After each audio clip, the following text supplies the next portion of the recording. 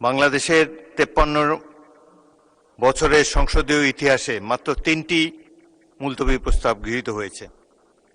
একটি জনাব আনোয়ার হোসেন মঞ্জুর, অপরটি ছিল গ্রেনেড হামলা সম্পর্কিত, আর একটি ছিল নূর ইসলাম মনির কোস্টগার্ড সম্পর্কিত। বছর পর বছর চলে যায়, কোনো মুলতবি প্রস্তাব গৃহীত হয় না সংসদে। তারপরেও প্রাণবন্ত আলোচনার জন্য ডেপুটি স্পিকারের সভাপতিত্বে মুলতবি প্রস্তাবটি গ্রহণ করা হয়েছিল। আপনি জানেন যে যেই সমস্যার সমাধান আইন প্রণয়নের মাধ্যমেই কেবল করা যায়, সেটি নিয়ে মুলতবি প্রস্তাব হতে পারে না।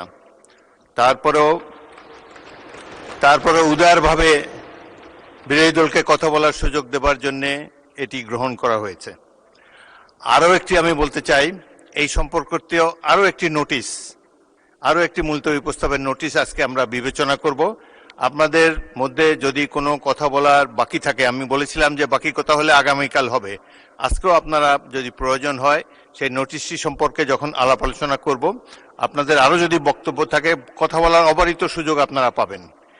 এটি একটি জাতীয় সমস্যা, যত গুরুত্বপূর্ণ বিষয় আছে আমরা আশা করি ট্রেজারি বেঞ্চ এবং বিরোধী দল মিলে খোলাখুলিভাবে কথাবার্তা বলে সংসদে প্রাণবন্ত আলোচনার মাধ্যমে আপনারা সিদ্ধান্ত নেবেন, সেই সুযোগ আপনাদের রয়েছে।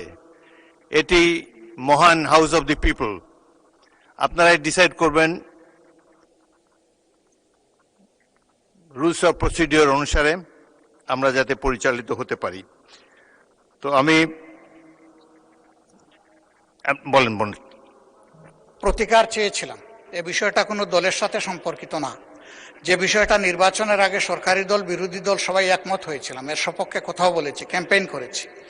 আমরা প্রতিকার যে পেলাম না, এতে আমরা না, এতে দেশবাসীর তাদের রায়ের প্রতিফলন হলো না, মূল্যায়ন হলো না। আমরা বিরোধী দলে বসে এই অবমূল্যায়ন আমরা মেনে নিতে পারি না, এই জন্য তার প্রতিবাদে আমরা ওয়াক আউট করছি।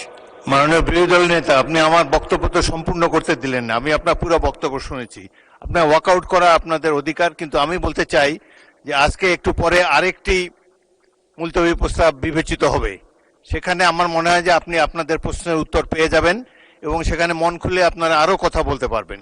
সুতরাং আমার অনুরোধ হলো আপনারা ওটা শোনেন, তারপরে যদি ওয়াকআউট করতে পারেন প্লিজ ফিল ফ্রি। তবে প্রস্তাবটির ভাগ্য কি নির্ধারণ হয় সেটি আপনি দেখার জন্য একটু অপেক্ষা করে দেখতে পারেন। বিরোধী দল নেতাকে মাইক দেন। হ্যাঁ, ওই নোটিশটাও আমাদের নজরে আগে কিছুটা এসেছে এবং আমরা মনে করি যে মূল নোটিশকে চাপা দেওয়ার জন্য ওই নোটিশটা সামনে আনা হয়েছে।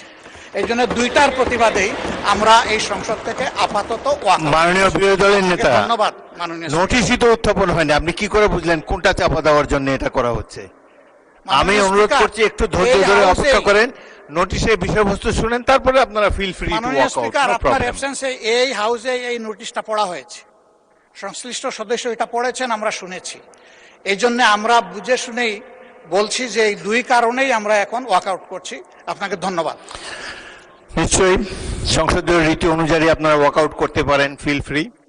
ধন্যবাদ।